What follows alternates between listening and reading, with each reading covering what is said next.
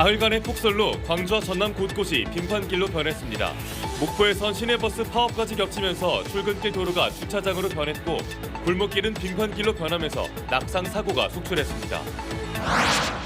폭설과 한파가 겹치면서 기름값 부담이 커진 농어민들의 시름이 커지고 있습니다. 한파에 혹시나 애써 키운 양식 어류와 농작물이 폐사하지 않을까 전전긍긍입니다.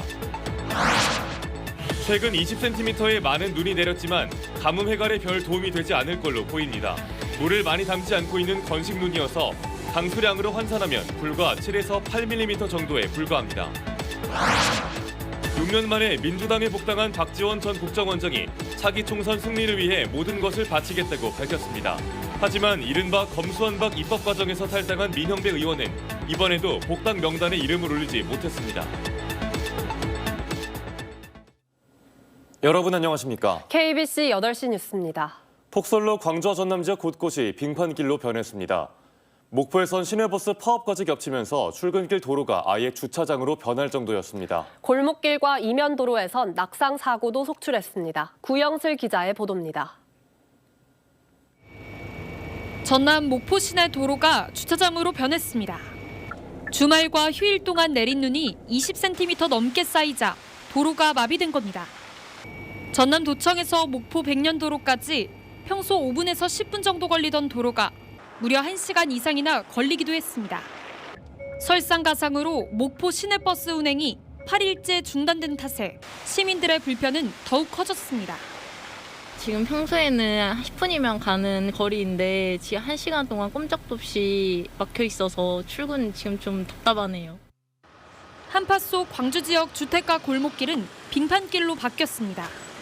자칫 미끄러져 넘어질세라 보행자들이 겨우 몸을 가누며 걸어갑니다. 조심스레 보폭을 줄여보지만 아슬아슬 위험천만한 상황은 수시로 벌어집니다. 오늘 아침에 나왔는데 길이 다 얼어가지고 걸어가는데 좀 미끄럽더라고요. 오늘 오후 3시까지 광주와 전남 지역 119에 접수된 낙상 신고는 모두 16건이었습니다. 하지만 병원에는 팔과 다리 등을 다쳐 치료를 받기 위해 찾아온 낙상 환자가 속출했습니다. 부상 환자들은 좀 늘었던 것 같습니다. 또 눈길이나 아니면 계단에서, 그러니까 즉 이제 신발이 미끄럽다 보니까 그런 미끄러운 복도에서 넘어져서 수상하신 분들도 많으셨습니다. 이번 주 내내 눈이 내릴 것으로 예상되고 추위도 이어질 것으로 전망돼 시민들은 골목길이 더 빙판길로 변하지 않을까 걱정입니다. KBC 구영슬입니다. 폭설에 이어 한파까지 겹치면서 농어민들의 걱정이 커지고 있습니다. 시설하우스 난방비 부담에 양식 어류 폐사가 우려되기 때문입니다. 정지용 기자가 돌아봤습니다. 사흘째 내린 눈이 시설하우스에 소복이 쌓였습니다. 일부는 무게를 이기지 못해 흘러내리기도 했습니다. 밤새 폭설이 이어지자 재배 농민은 하우스가 무너져 내릴까 마음을 졸였습니다. 폭설과 함께 한파가 찾아오면서 난방비는 얼마나 더 들지 걱정이 앞섭니다.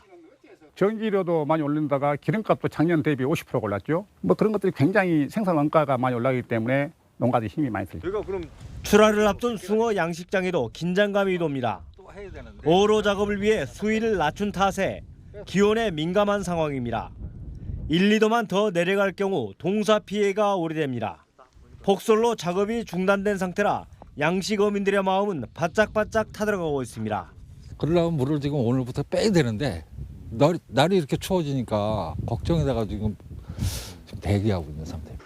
한평만 해역에 조수온 주의보가 내려진 가운데 확대 가능성이 커 양식생물 피해가 우려되고 있습니다. 지난 사흘간 전남 서해안을 중심으로 20mm 안팎의 눈이 내렸고 영하권 날씨가 이어져 농어민들의 피해가 커질 것으로 보입니다. KBC 정지용입니다. 이처럼 많은 눈이 내리면서 가뭄 해갈에 도움이 될지 궁금하신 분들 많으실 텐데요. 현재로선 저수율 회복에 영향은 없지만 앞으로 비나 눈이 또 내린다면 저수율 하락 속도는 늦출 수 있을 걸로 보입니다. 정의진 기자가 취재했습니다. 대선특보가 내려진 지난 17일, 광주의 주요 식수원인 동북댐의 저수율은 27.62%, 이튿날인 18일엔 27.45%, 오늘은 27.32%를 기록했습니다. 사흘간 두 자릿수의 적설량을 기록하는 많은 양의 눈이 내렸지만 저수율은 계속 떨어졌습니다. 부피는 크지만 눈이 뭉칠 만큼 많은 양의 수증기를 머금고 있지 않은 건조한 눈이 내렸기 때문입니다. 기상청은 1mm의 비가 눈으로 내렸다면 몇 센티미터가 쌓였을지를 나타내는 비율, 즉 수 상당량 비가 10 이상일 경우 건조한 눈으로 판단하고 있습니다. 이를 적용해 이번에 내린 눈을 강수량으로 바꾸면 7.5mm에 불과합니다.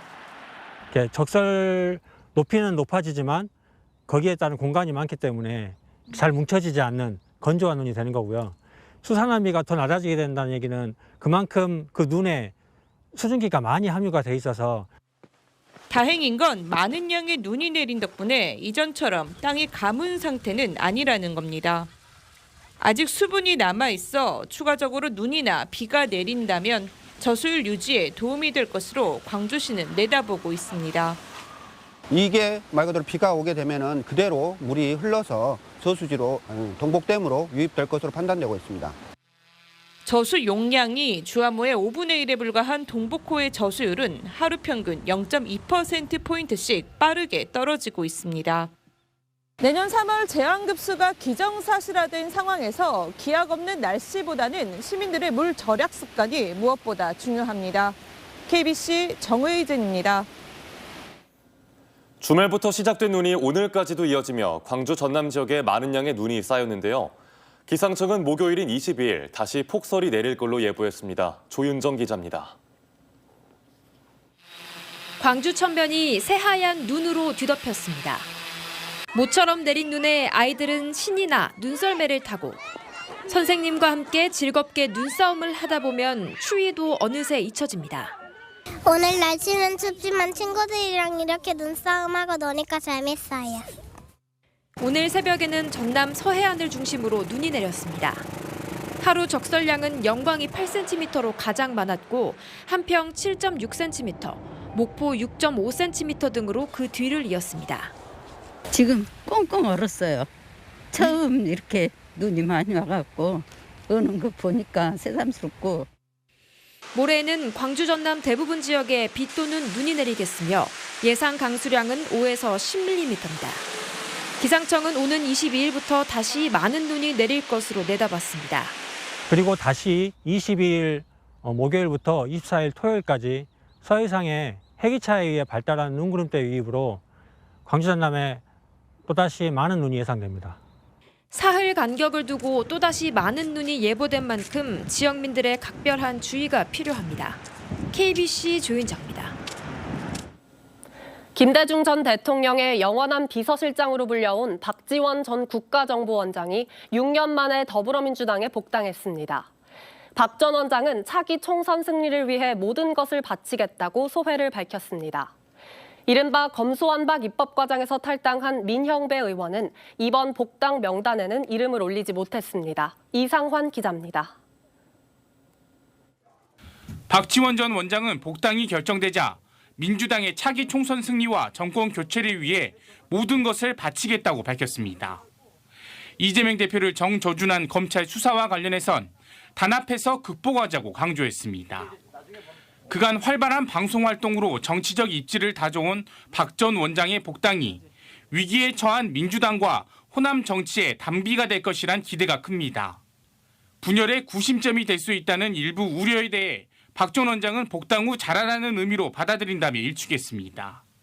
박영선 장관이 아까도 얘기했지만 분당 소리를 하니까 함께 하는가 그렇지만 그건 아니고 박영선 장관도 그 제가 연락을 해보면은 그런 진위가 아니에요. 잘해보자는 소리지. 하지만 이른바 검수완박 입법 과정에서 탈당한 민영배 의원의 이름은 이번에도 복당 명단에 포함되지 않았습니다. 당을 위해 희생한 만큼 조속한 복당이 이루어져야 한다는 의견과 검수완박 위헌 여부를 판단하는 헌법재판소의 결정이 끝난 후 복당 논의가 가능하다는 견해가 팽팽히 맞서는 것으로 알려졌습니다. 저는 박지원 복당보다 민영배 의원의 복당이 먼저라고 생각합니다. 당의 입장에서 저는 그렇습니다. 차기 총선이 1년 4개월 앞으로 다가온 가운데 민주당에 복당한 박 전 원장의 정치적 행보와 민 의원의 복당 시기에 대한 지역민들의 관심이 높아지고 있습니다. KBC 이상환입니다. 정부가 일제강제동원 피해자인 양금덕 할머니에게 인권상을 수여해야 한다는 목소리가 커지고 있습니다. 일제강제동원 시민모임은 정부가 일본을 의식해 스스로 양금덕 할머니의 인권상과 훈장마저 손목에서 잡아챘다며 굴욕 외교를 규탄하고 지금이라도 당장 국무회의 안건에 상정시키라고 촉구했습니다. 지난 1992년 일본 정부를 상대로 첫 소송을 시작해 30년간 피해자 인권 회복 운동을 해온 양 할머니는 인권위의 추천을 받아 국민훈장 모란장인 2022년 대한민국 인권상을 받을 예정이었습니다. 하지만 외교부가 사전 협의가 필요하다며 사실상 반대 의사를 밝히면서 서훈 수여가 취소됐습니다. 이상민 행정안전부 장관이 호남 일부 무소속 단체장들과 오찬 간담회를 갖기로 해 관심을 끌고 있습니다.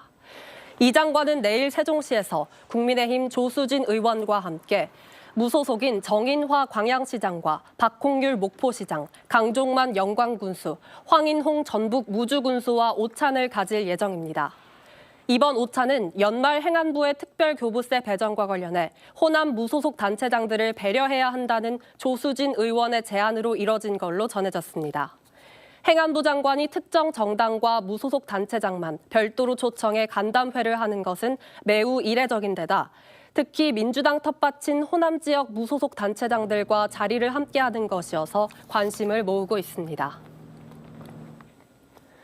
더불어민주당 광주광역시당이 국민의힘에 대해 이태원 참사 국정조사 참여를 촉구했습니다. 민주당 광주시당은 오늘 성명서를 내고 아직 채 피우지도 못한 청년들이 국가의 부재 속에 목숨을 잃었다며 책임이 있는 정부 여당으로 국정조사에 참여하라고 요구했습니다. 그러면서 국민의힘 비대위원은 이태원 참사 시민대책회의를 두고 참사 영업이라는 망언을 쏟아내며 유가족 상처에 대못을 박았다고 지적했습니다. 다음은 희망 2023 나눔 캠페인에 참여해주신 분들입니다. 광주대학교 김동진 총장과 교직원들이 345만 6,920원을 보내주셨습니다. 소중한 성금을 보내주셔서 감사합니다.